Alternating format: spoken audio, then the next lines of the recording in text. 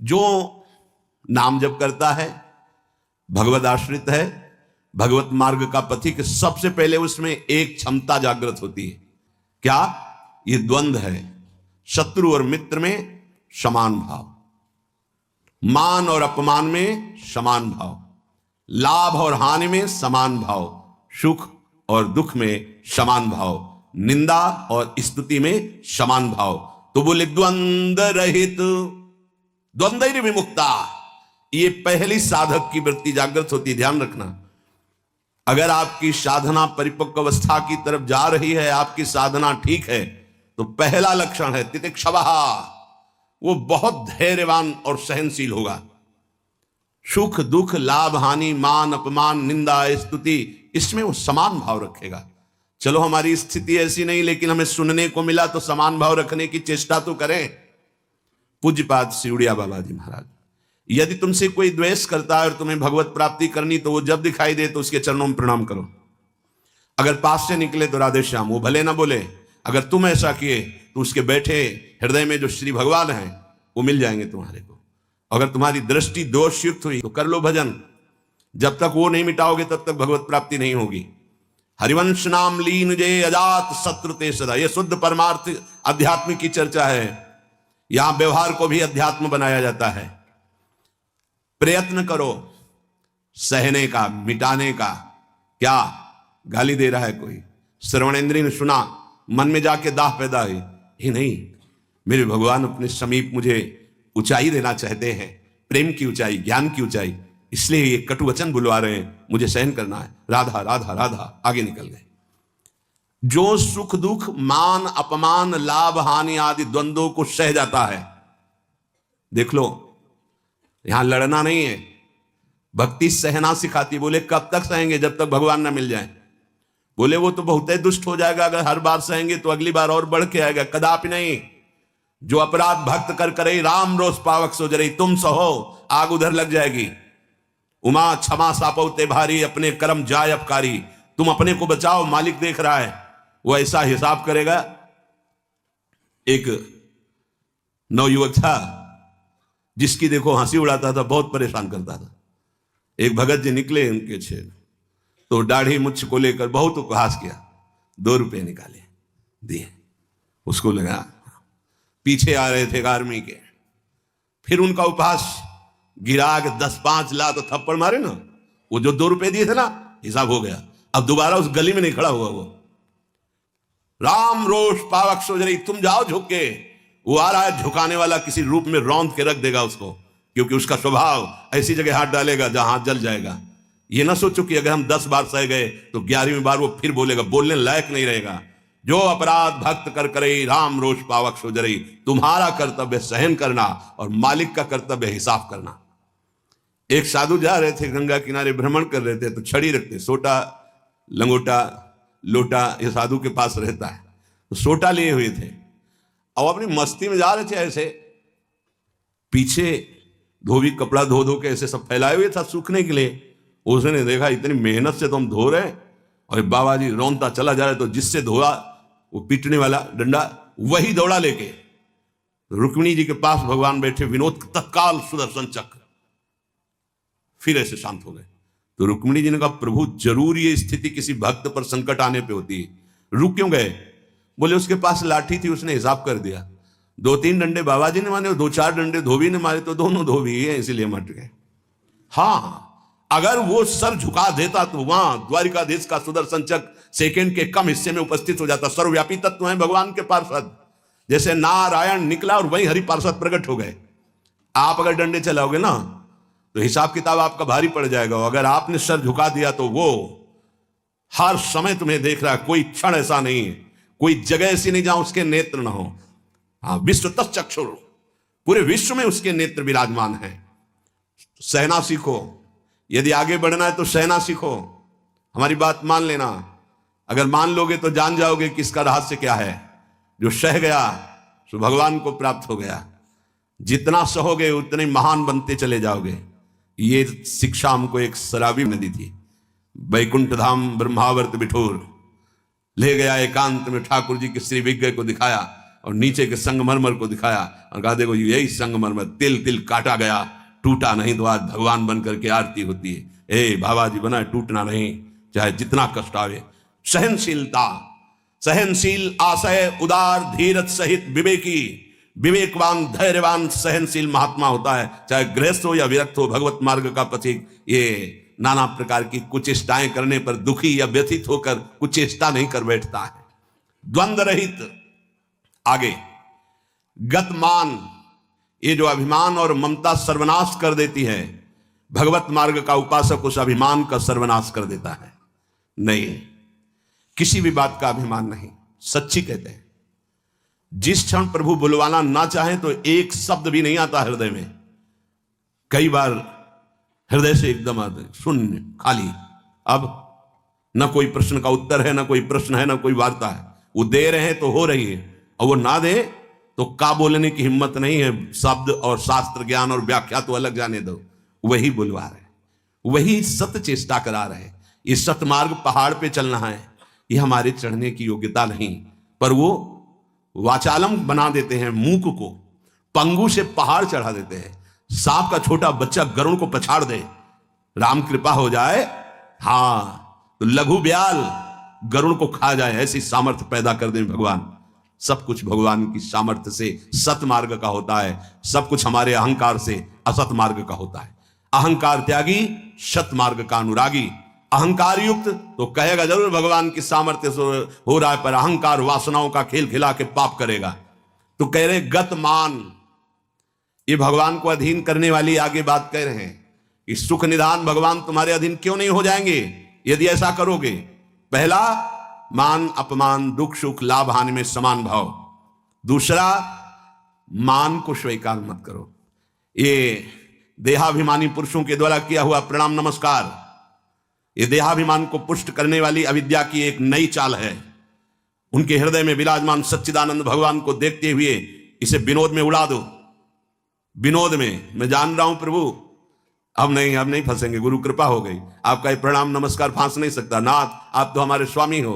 अब नहीं, लाखों प्रणाम दंडवत हो रही, लेकिन नहीं, वो तुम्हारी प्रणाम दंडवत नहीं हो रही, तुम्हें फंसाया जा रहा है। आखिरी खाई है यश कीर्ति मान। नहीं, हे सच्चिदानंद गुरुदेव, आप सब रूपों में काहे को मजाक कर रहे हो प्रभु, आप ही तो विराजमान हो नाथ, कोई नहीं फंसा पाएगा। अब हम तो बड़े भजनानंदी, हमारा बड़ा नाम हो रहा है, प्रणाम नमस्कार हो रहा है, तो आगे है खाई, उसमें मुंह भरा गिर जाओ, निकल नहीं पाओगे। जैसे कंचन की खाई, कामिनी की खाई, ऐसे कीर्ति की खाई। तो गत मान, सबहि मान प्रदापमानी, सबके चरणों में बंधन भक्ति, मेरे नाथ इन सब रूपों में विराजमान। वो प्रणाम कर रहे हैं, नमस्कार कर रहे हैं, वो जय बोल रहे हैं, ये उनकी महानता है। वो अपने हृदय की स्थिति के अनुसार बर्ताव कर। हम तो अधम जीव हैं, प्रभु की कृपा से चल रहे। मेरे प्रभु सब रूपों में, कहीं मान नहीं छुएगा, और अगर मान छू गया तो विष चढ़ गया। सम्मानम कल्याति घोर गर्लम, ये मान रूपी जहर केवल गुरु कृपा से ही दूर होता है। एक ही जगह इस मान की धुलाई होती, दूसरी जगह नहीं। और दूसरी जगह तो आप जहां भी जाओगे वैष्णव चिन्ह देख के सम्मान होगा। एक है घाट, गुरु घाट, जिनमें इसकी धुलाई होती है, वहां कोई भी तुम्हारी चतुराई नहीं चलेगी, कोई भी गुण नहीं चलेगा, कोई भी प्रभाव नहीं चलेगा। वहां धुल के रख देते हैं इस मान को, और जहां मान धुला और दैन्यता आई तो हरि कंठ लगा लेते हैं, भगवान उसे अपने समीप रख लेते हैं। बलिहारी गुरु आपने, जिन्होंने मान को मिटिया मेट कर दिया। बलिहारी कभी नहीं सुधरता है मान का स्वभाव।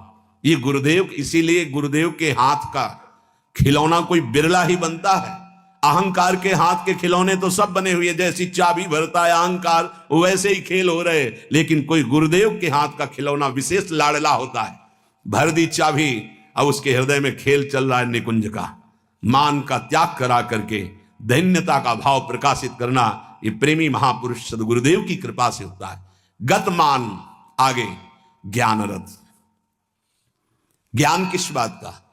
एक क्षण भी प्रभु का स्मरण न छूटे, इससे बड़ा कोई ज्ञान नहीं। बात पकड़ लो, तुम्हें कुछ आता हो या ना आता हो, बस राम कृष्ण हरि राधा राधा बोलना आता है, इससे बड़ा कोई ज्ञान नहीं है। ये भगवद स्मृति है। यस्य स्मरण मात्रेण जन्म संसार बंधनात् विमुच्यते, नमस्तस्मै विष्णवे प्रभु विष्णवे, जिनका स्मरण मात्र जन्म मरण बंधन से मुक्त कर देता है। राधा राधा कृष्ण कृष्ण। ज्ञान रथ। जब आप नाम जप करेंगे तो स्वाभाविक सच्ची मानिएगा इस शरीर से प्यार खत्म हो जाता है। ये बहुत व्यवस्थित भगवान की कृपा से चलता है, पर इससे राग नहीं रहता। पुराने कपड़े से जैसे तुम्हारा कोई राग नहीं रहता, फेंक देते हो कूड़ा में, ऐसे ही इस शरीर से ज्ञान रत उपासक को कोई संबंध नहीं रहता।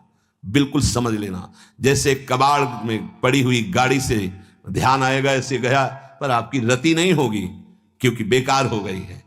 ऐसे हर समय उपासक की दृष्टि में गाड़ी, ये पांच भौतिक गाड़ी, ये केवल भगवत प्राप्ति के लिए है। अगर ज्ञान प्रकट हो गया तो इससे कोई रति नहीं रहती, इससे कोई अपना शरीर का राग मिट जाना ही सब ज्ञान है, भगवान नाम में रुचि हो जाना ही सब ज्ञान है। बस दो बात समझ लो, जितना इससे तुम प्रेम करोगे उतना ही पापाचरण होगा, और जितना नाम से प्रेम करोगे उतना ही इससे वैराग्य होगा, और आप दिव्य उन्नति को प्राप्त हो जाएंगे।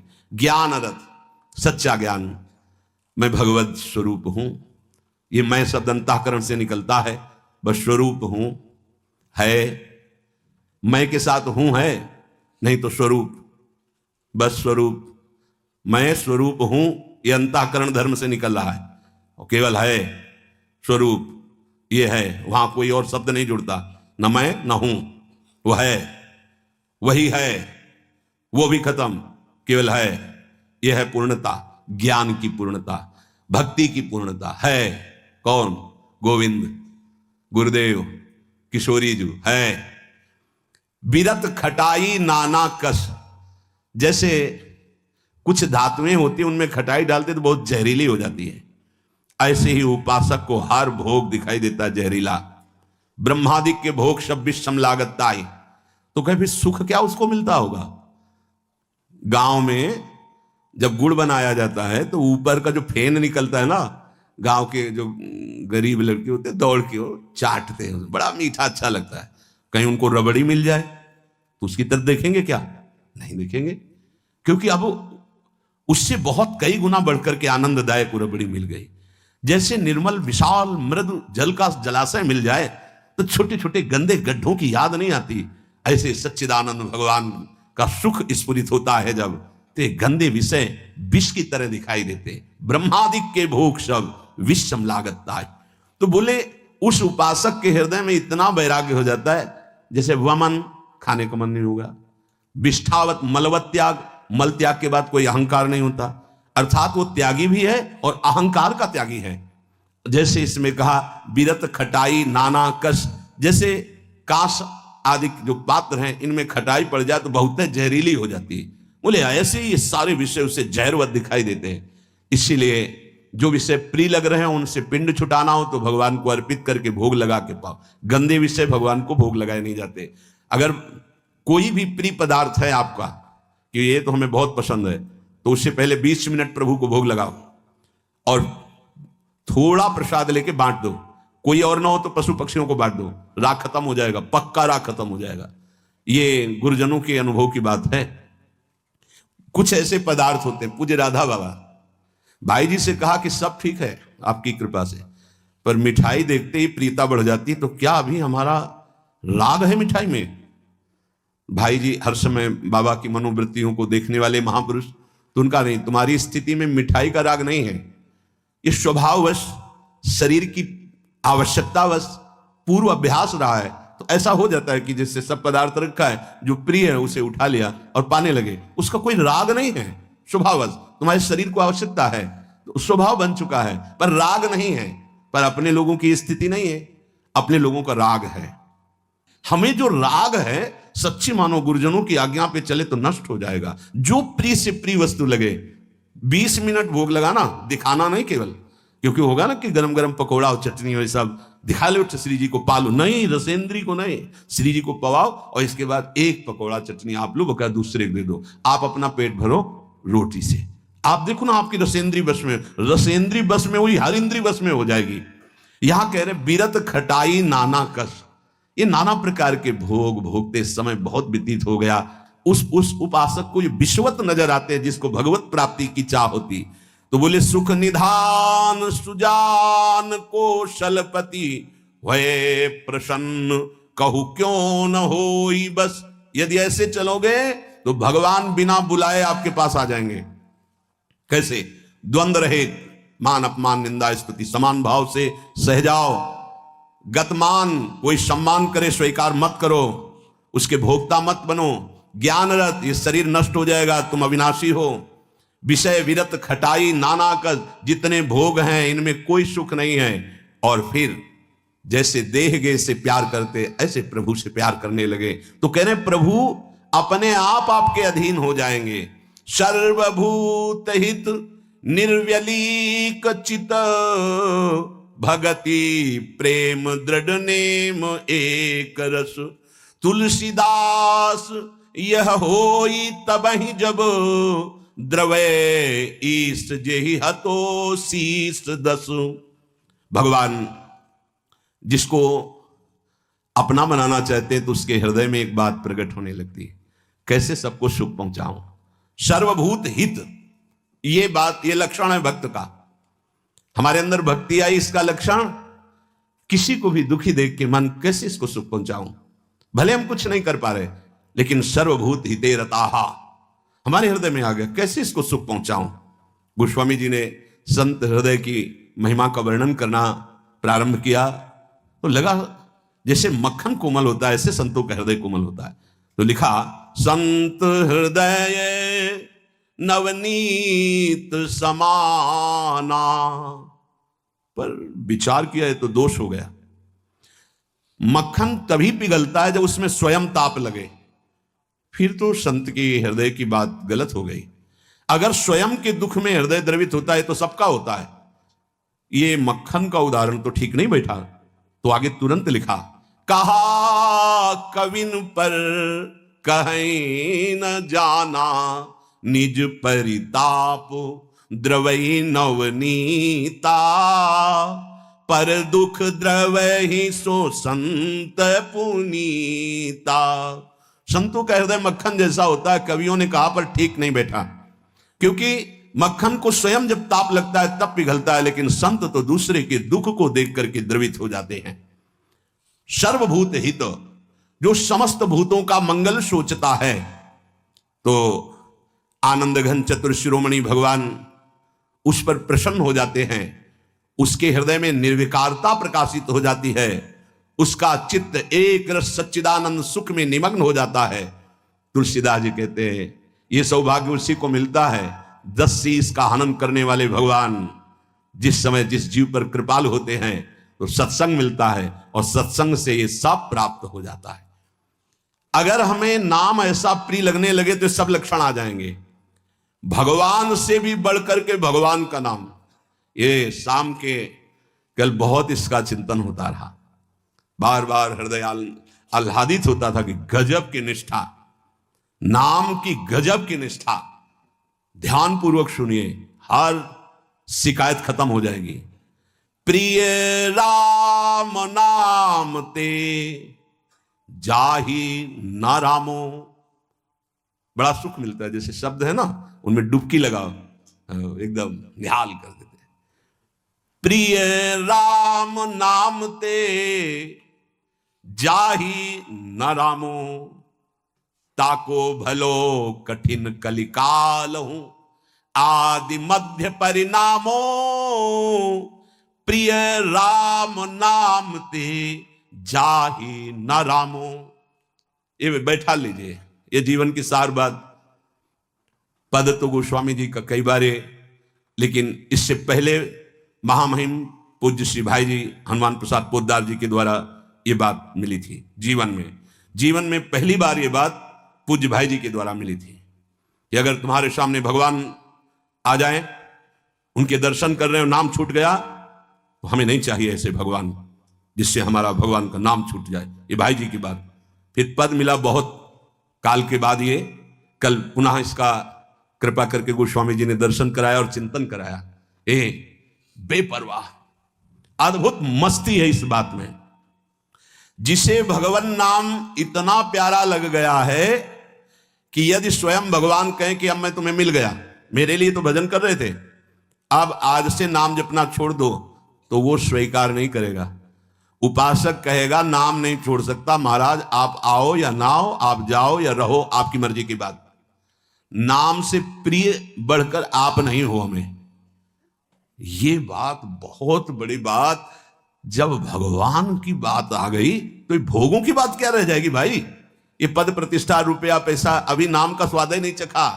ये ताको भलो कठिन कलिकालो आज मध्य परिणामो, आज कल परसों हर समय परमानंद बना रहेगा।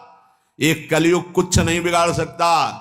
यदि जिह्वा में ऐसा प्यार उदय हो गया कि मुझे नहीं चाहिए और कुछ, जो हमें नाम छुड़वा दे वो कुछ संसार की पद प्रतिष्ठा तो जाने दो, हमें भगवान से भी नहीं मिलना। यदि वो आ जाए और नाम छूट जाए तो मुझे उनका आना नहीं। प्रिय राम नाम ते जाही न रामो, ये बहुत बड़ी बात है। ये जनसाधारण नहीं समझ सकते, बहुत बड़ी बात। कैसे छूटेगा फिर नाम, सोचो कैसे छूटेगा। आग लग जाएगी कि ओहो, जिस नाम के बराबर नामी से मिलन की भी बात नहीं कही गई, उस नाम को हम चंद विषयों में, तुच्छ विषयों में, तुच्छ व्यक्तियों के मायाजनित संभाषण में छोड़ देते हैं। हमारी कहां की निष्ठा। गोस्वामी जी कह रहे हैं, प्रिय राम नाम ते जाहि न रामो, बार बार इसलिए करें बैठा लो। सकुचत समुझी नाम महिमा, मद लोभ मोह को कामो।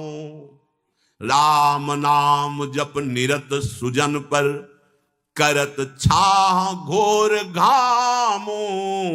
प्रिय राम नाम ते जाहि न रामो। बस यही लगता है, यही परम विश्राम है। इससे बड़ी कोई बात नहीं हो सकती। राम जी मिल जाएं और वो कहें कि हमारा नाम छोड़ दो, अब हमें स्वीकार करो, हम तो मिल गए ना, तो वो उपासक भगवान से कह देगा आप चले जाइए। जिस नाम के बल से आप हमारे पास आए उस नाम को मैं नहीं छोड़ सकता। आप कभी मत दर्शन देना, कभी मत आना, आप हमें हर दुख देना, पर मैं नाम नहीं छोड़ सकता। ये बात पकड़नी, ये बात पकड़नी। पकड़ लो, सब कुछ तुम्हारे अधीन हो जाएगा। मुझे आपसे मिलने की आवश्यकता नहीं है यदि नाम छूट जाए तो। यही भाई जी लिखा था प्रियालाल के लिए, राधा कृष्ण के लिए। सबसे पहले भाई जी की बात तो थोड़ी देर तो विचार चलता रहा इस विषय का कि नाम साधन है और साध्य है प्रभु। जब प्रभु को हम देख रहे हैं तो नाम भूल गए तो कौन सी बड़ी बात है, क्योंकि नाम का फल तो प्रभु ही थे ना। उस समय समझ में नहीं आया, बाद में समझ में आया उन्हीं महापुरुषों की कृपा से, जो आज गोस्वामी जी कह रहे हैं कि यदि कोई कहे कि तुम्हें राम मिल जाएंगे, या राम जी ही कहें कि मैं मिल जाऊंगा, मेरा नाम छोड़ दो, तो उपासक का हृदय कहेगा नाम जापक का कि यदि आपके मिलने से नाम छूट जाता है तो आप कभी हमसे मत मिलिए। मुझे आवश्यकता नहीं आपसे मिलने की। यदि मेरा गुरु प्रदत्त नाम छूट जाए तो आपके मिलने की आवश्यकता नहीं। उसका नाम ऐसे चलता है हृदय में, श्वास में, जिह्वा में, रोम रोम में। ऐसा अपार प्रेम उसके हृदय में प्रकट होता है, ऐसी मतवाली मस्ती होती है कि भगवान उसे कभी छोड़ ही नहीं सकते। इस कराल कलिकाल में आदि प्रारंभ, मध्य और अंत, कभी किसी का कल्याण हुआ है या हो रहा है या होगा तो ऐसे नाम प्रेमी का होगा। ये आदि मध्य परिणामों। अगर नाम जब चल रहा है तो जो पीछे महापुरुष हुए हैं, जो अब हैं, जो आगे होंगे, वो नाम के प्रभाव से ही है। नाम की महिमा इतनी अपार है, ध्यान दीजिए। अभिमान, लोभ, अज्ञान, क्रोध, काम, ये उसके हृदय में ही नहीं रह जाते जिसके निरंतर नाम चलने लगता है। ये सब सकुचा कर भाग जाते हैं। जैसे किसी महान बलशाली को देखकर छोटे मोटे योद्धा गर्दन झुका के भाग जाते हैं। ये काम आदि दोष उन्हीं को परेशान करते हैं जिनके नाम नहीं चल रहा। सच्ची मानिए, मान लीजिए, विश्वास कर लीजिए, बहुत बड़े लाभ की बात है नाम। सामने ही ये सर ऊंचा नहीं कर सकते। कौन? बोले नाम महिमा का ऐसा प्रभाव, मद अभिमान, लोभ भोगों का, पैसे का, पद का, मोह परिवार का, क्रोध नाना प्रकार की प्रतिकूलताओं से प्रकट होता है, और काम, ये गर्दन झुका के भाग जाएंगे यदि तुम्हारे निरंतर नाम चल रहा है। वो हम ये छोड़ नहीं पाते, नहीं छोड़ पाओगे। ये भगवत शक्ति से संपन्न योद्धा हैं। नाम नाम चल रहा है, भाग जाएंगे। नई अवस्था ठाकुर हरिदास जी की, बस नाम चल रहा है, 3 दिन प्रयासरत रही, स्वयं भक्त बन गई, उनके हृदय में कोई फर्क नहीं पड़ा। क्यों? क्योंकि नाम चल रहा है। जो नाम जप करता है, बहुत महिमा की बात कह रही है, राम नाम जप निरत सुजन पर करत छाह घोर घामो। घोर धूप में भी वो धूप छाह से भी बढ़कर शीतल बन जाएगी नाम जापक को। अर्थात घोर विपत्ति, घोर प्रतिकूलता उसके लिए भारी अनुकूलता और मंगल बन जाएगी, जिसकी जिह्वा पे नाम चल रहा है। यदि कोई कहे कि हमने नाम के प्रभाव से पत्थर में कमल उदित होते देखा है, तो आश्चर्य मत मान लेना, बहुत छोटी बात है ये। कह रहे हैं नाम प्रभाव सही जो कहे को शिला सरोरुह जामो।